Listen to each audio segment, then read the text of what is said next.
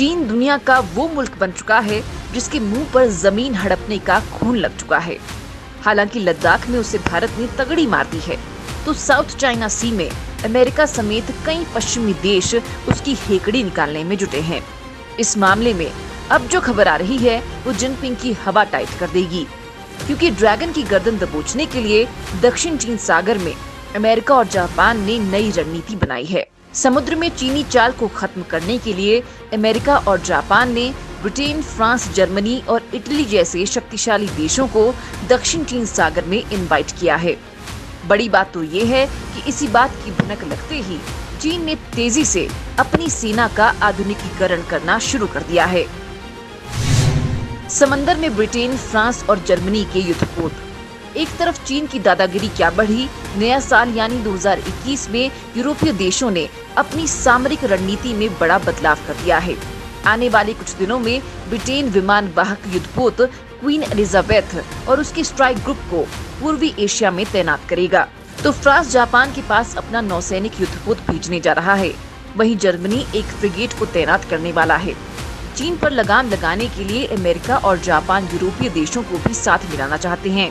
जापानी रक्षा मंत्री नोबुओ किशी ने 15 दिसंबर को अपने जर्मन समकक्ष ग्रेट क्रैम्प कर्नेन बॉयर के साथ एक ऑनलाइन बैठक में कहा था कि जापान में यूरोप के साथ रक्षा सहयोग के और अधिक विकास की क्षमता है, जिसके जवाब में क्रैम्प कर्नेन बॉयर ने कहा कि इंडो पैसिफिक में जो होता है उससे जर्मनी और यूरोप भी प्रभावित होते हैं। हम इंडो पैसिफिक में नियम आधारित नौ परिवहन की सुरक्षा में सहयोग करना चाहते हैं। फिलहाल दक्षिण चीन सागर और पूर्वी चीन सागर में चीन अपनी सैनिक गतिविधियों को लगातार बढ़ा रहा है। इन दोनों सागरों में स्थित कई निर्जन द्वीपों पर उसने अपने सैन्य अड्डों को स्थापित कर लिया है। चीन के जमीन कब्जाने की बढ़ती भूख के कारण उसका ब्रुनेई, मलेशिया, फिलीपींस, ताइवान और वियतनाम के साथ विवाद चल रहा है। चीन के खिलाफ जंग को क्यों तैयार पूरा यूरोप। ब्रिटेन और चीन के बीच हांगकांग को लेकर खींचतान मची हुई है। चीन ने जुलाई में हांगकांग के ऊपर जबरदस्ती राष्ट्रीय सुरक्षा कानून को थोप दिया, जिसके बाद से चीन की विरोध करने वाली या लोकतंत्र की मांग करने वाले नेता और कार्यकर्ताओं को जेल की सलाखों में कैद कर दिया गया।